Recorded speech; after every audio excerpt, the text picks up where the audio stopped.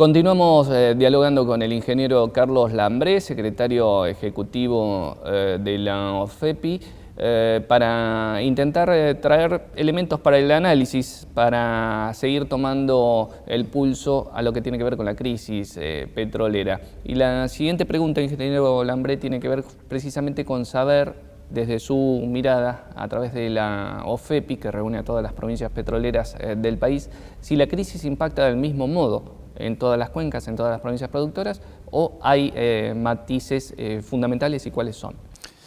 No afecta a todas las cuencas de la misma forma. Es decir, nosotros somos petróleo dependientes, por ejemplo, y algunos pueblos o ciudades, por ejemplo en Neuquén, son también petróleo dependientes, como Plaza Huíncul, Cutralcó, Rincón de los Sauces, y bueno, Añelo, que lo han inflado con el shale.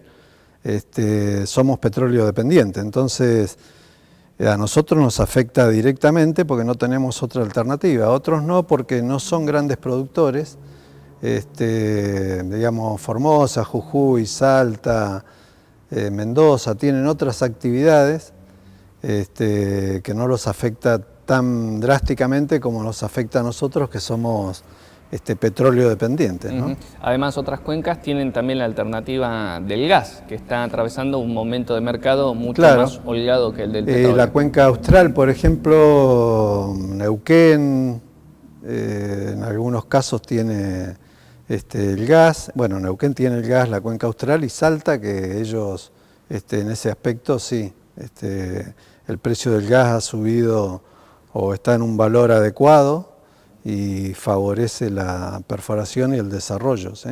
Y la actividad. Bien. Y en el caso de Neuquén, más allá de que hoy atraviesa el procedimiento preventivo de crisis con suspensiones rotativas, se puede pensar que el escenario a mediano plazo por lo menos aparece como más estable, podría decirse, en función de que tiene la alternativa del gas por un lado y por otro mantiene un precio de referencia interna mucho más alto, ¿no? Para el crudo tipo medanito, que es el más demandado por las refinerías del país. Con respecto a esta pregunta, yo desde que comenzó el shale, por supuesto que es algo que hay que evaluar y hay que tener en cuenta para el futuro, pero el desarrollo del shale es antieconómico desde el inicio. O sea, no hay el valor del petróleo que hemos tenido dentro de la Argentina, no alcanza para cubrir el valor que tenemos que tener para producir shale. O sea que es antieconómico. Y va a seguir siendo antieconómico con este valor todavía, por eso hablan de eficientizar las operaciones y mejorar, y la curva de aprendizaje. Yo en ese aspecto difiero con lo que se ha hecho, no le hubiera prestado una determinada atención, pero todavía queda mucho por hacer en las cuencas y en los yacimientos del país. Con esa plata tenemos nosotros 24 cuencas y 5 en producción. Podríamos haber evaluado cuencas, podríamos haber desarrollado áreas como, por ejemplo, voy a hacer un comentario, en Chubut tanto YPF como Pan American tienen más del 40% de las áreas sin actividad y con posibilidades, y lo mismo debe ocurrir en las otras provincias. Entonces, meter la plata en algo que no es económico, sobre todo cuando el 51% es nuestro y dentro de esa plata hay plata del ANSES que nos corresponde a todo, y por otro lado tenemos problemas con los jubilados y con otras... ¿Ha sido un error poner todos los cañones, digamos, en el... Y yo personalmente creo que fue una gran, iba a decir aventura, pero una gran venta que hicieron desde YPF, pero no era el momento para llevar a cabo o poner toda la inversión en el shale. El shale, de momento que es antieconómico, o sea que no están dadas las condiciones. Usted dice que ha sido solo marketing, digamos así. Y ha sido pagar una curva de aprendizaje que hemos pagado todo para empresas del exterior, que son las empresas de servicio, que son las que en su momento van a mejorar, por supuesto, la actividad, pero no era el momento de poner todo en el shale y de mostrar el shale como el gran salvador del petróleo de Argentina, porque hay mucho por hacer en todas las cuencas. Es decir, YPF está metiendo una gran inyección de dinero en la cuenca neuquina, en el shale, y tiene el tight para desarrollar, y tenemos zonas acá en la cuenca del Golfo y en la zona austral que podríamos haber producido gas. El gas, en los últimos 10 años, las reservas de gas cayeron el 41%. Es decir, por una mala política del Estado y por una inversión que no hicieron las empresas porque no les convenía. Y cuando hicieron la inversión la hacen en un área que desde mi punto de vista, es decir, hay otros que piensan distinto, pero es antieconómico. Para mí es antieconómico, el 51% del Estado, entonces YPF, sin dejar de evaluar esa zona como un piloto, tendría que haberle prestado atención a otras áreas donde todavía le queda mucho por hacer. Considerando que el gas, usted mencionaba ahí la caída de producción y reservas del gas, es el insumo crítico en este momento, ¿no? Porque es lo que más se importa desde el exterior y es lo que, digamos, el insumo que más se necesita en este momento, sea para mover las industrias, bueno, para los diferentes usos. Exactamente. La producción de gas en los 14 últimos años, comparando 2001 con 2014, cayó el 20%, o sea, tenemos un 20% menos. Y las reservas cayeron un 41% menos. Y por supuesto que nadie iba a invertir en buscar gas cuando el precio interno pagaba 2,80 y afuera comprábamos a 10 o a 17. Es muy fácil de entender que las empresas que están en Salta, por ejemplo, que está de YPF, el Pluspetrol, Tecpetrol, Pan American, pero también están del otro lado, en Bolivia.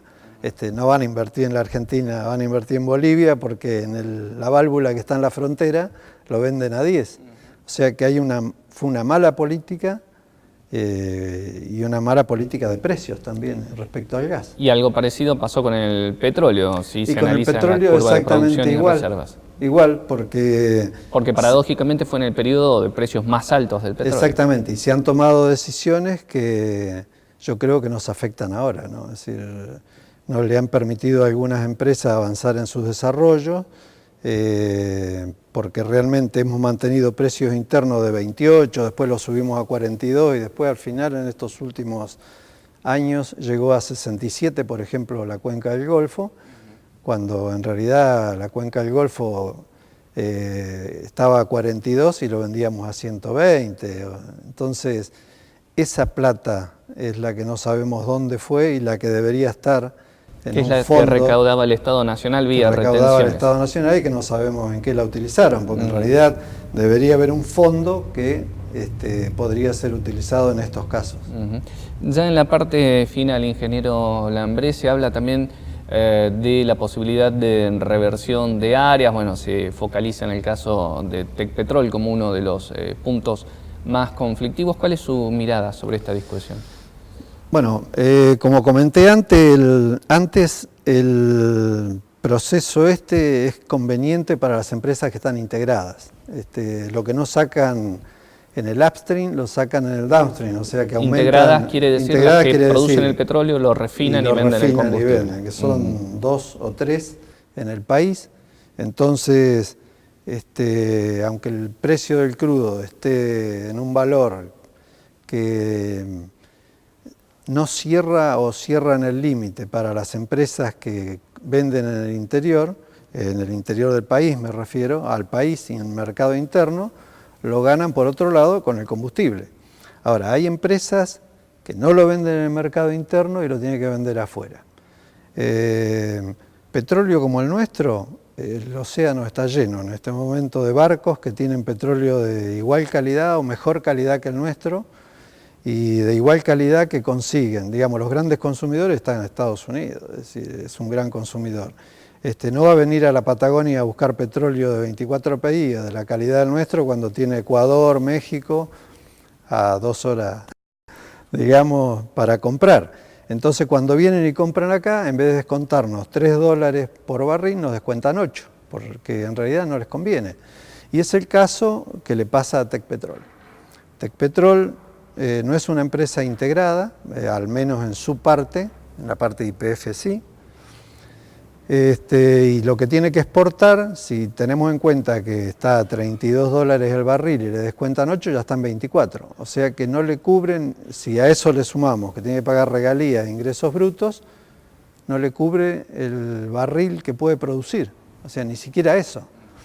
Y menos la perforación, porque justamente Tecpetrol tiene un área que está en la zona profunda de la cuenca, entonces los pozos llegan a 3.000 metros e incluso los que se han negociado tienen que llegar a 4.000, y esos pozos son muy costosos, llegan a 4 o 5 millones de dólares, cuando en otros lados, como por ejemplo ahora están hablando del caso de Petroquímica, Petroquímica está en un borde de cuenca, un pozo, le sale o sea, tarda más el equipo en moverlo, montarlo y desmontarlo que en perforar el pozo. Porque la profundidad es mucho Con menos. la profundidad es borde de cuenca, llegan a los 1.200, 1.500 metros, sale $1 millón, entonces el costo de reposición que tiene en este caso Petroquímica debe ser de 6 a 8 dólares el barril, mientras que las otras empresas tienen entre 20 y 25 dólares por barril por la profundidad y por lo que le sale cada pozo. Ahí hablamos de costo de extracción, digamos, 20, 25 dólares por Hablamos de barril. costo de reposición de reserva.